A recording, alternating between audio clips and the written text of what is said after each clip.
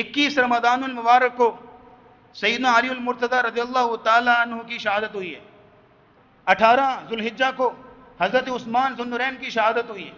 1 محرم کو حضرت امیر المؤمنین عمر رضی اللہ تعالیٰ عنہ دنیا سے رخصت ہوئے، جامع شہادت نوش کیا۔ اور پھر اس کے بعد 10 محرم کو سانحہ کربلا۔ یہ جو تسلسل ہے شہادتوں کا، اس کے پیچھے موٹیو ایک ہی ہے، اس کے پیچھے وجہ ایک ہی ہے، اس کے پیچھے سبب ایک ہی ہے۔ خلفائے راشدین میں سے، اسلام کے خلفاء میں سے 3 بڑے خلفاء کو شہید کیا گیا، اس کے پیچھے وجہ ایک ہی۔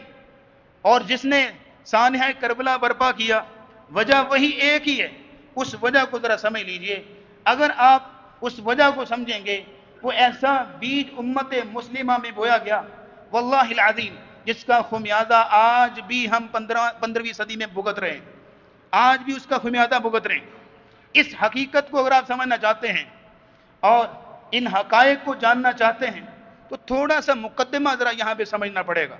وہ مقدمہ سمجھ لیجئے، یہودیت جن کو بنی اسرائیل بھی کہا جاتا ہے، ان کے بارے میں قرآن نے ایک بات کہی کئی بار، وَيَقْتُلُونَ الْأَنْبِيَاءَ بِغَيْرِ حَقٍّ، اللہ کے نبیوں کو قتل کرتے ہیں۔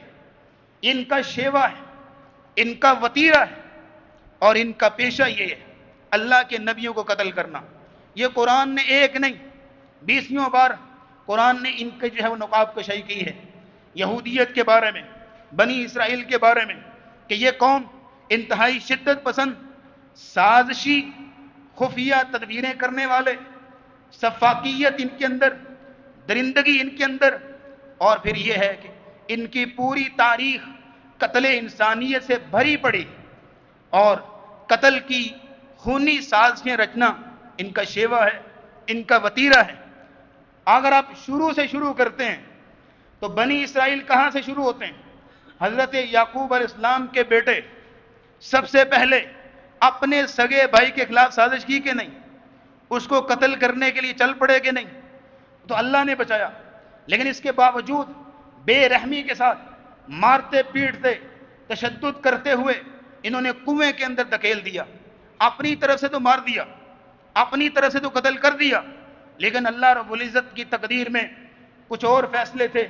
وَمَكَرُوا وَمَكَرَ اللَّهُ وَاللَّهُ خَيْرُ الْمَاكِرِينَ۔ کچھ تدبیریں لوگ کرتے ہیں، کچھ پلاننگز اللہ کی ہوتی ہیں، واللہ خیر الماکرین، اور اللہ تو بہتر پلاننگ کرنے والا ہے۔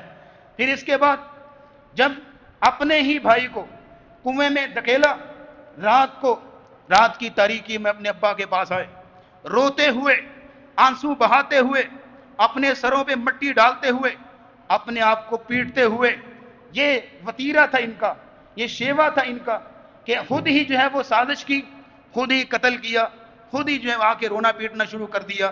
یہ شروع سے ان کی تاریخ چلتی آ رہی ہے۔ پھر آپ تھوڑا سا آگے چلتے ہیں، حضرت زکریا علیہ السلام قتل کیے گئے۔ کس نے قتل کیا؟ انہی یہودیوں نے۔ زکریا علیہ السلام کے بیٹے یحییٰ علیہ السلام شہید کیے گئے، قتل کیے گئے۔ کس نے کیا؟ انہی یہودیوں نے۔ اور پھر جس درندگی کے ساتھ اور جس سفاکیت کے ساتھ ان کی تاریخ خونوں سے رنگی ہوئی ہے، وہ بالکل واضح ہے۔ جس بندے نے ذرا سا بھی تاریخ کا مطالعہ کیا ہے تو وہ پڑھتے ہوئے خون کے آنسو روتا ہے کہ کس طرح جو ہے وہ یہ لوگ کس طرح یہ پلاننگ کرتے تھے، کس طرح یہ سازشیں کرتے تھے۔ تھوڑا سا آگے چلیں تو عیسیٰ علیہ السلام کو بھی انہوں نے اپنی طرف سے سولی چڑھا دیا، اپنی پلاننگ نے پوری کی، لیکن اللہ کی تدبیر یہ تھی کہ اللہ رب العزت نے ان کو زندہ جو ہے آسمانوں میں اٹھا لیا۔ لیکن جہاں تک تعلق ہے ہمارے نبی صلی اللہ تعالی علیہ وسلم کا، ان کو بھی انہوں نے نعوذ باللہ شہید کرنے کی کوشش کی، پلاننگ کی۔ ایک یہودیہ عورت تھی زینب نامی، اس کو ایک گوشت دیا بکری کا جس کے اندر زہر ملا ہوا تھا، جو رسول اللہ صلی اللہ علیہ وسلم کی خدمت میں بطور تحفہ پیش کیا گیا۔ اور ایک صحابی نے، اتفاق کی بات، قدرت کی بات، ایک صحابی نے جو ہے وہ اس کو چکھ لیا، اسی پہ صحابی کا انتقال ہو گیا۔